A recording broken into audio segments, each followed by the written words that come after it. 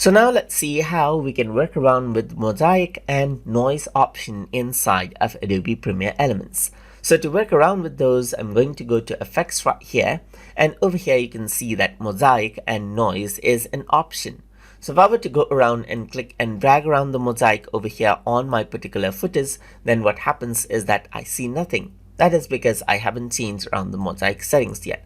So as I were to change, you can see that I can change around the number of horizontal blocks right here and the number of vertical blocks. So you get a pixelation effect, as you can see, just like this. So you can make it like a low res, or you can go around and make it a certain number of blocks right here, just like this, as you can see right here, and get the effect and get the sharp color effect over here, just like this as well. So that's the mosaic effect.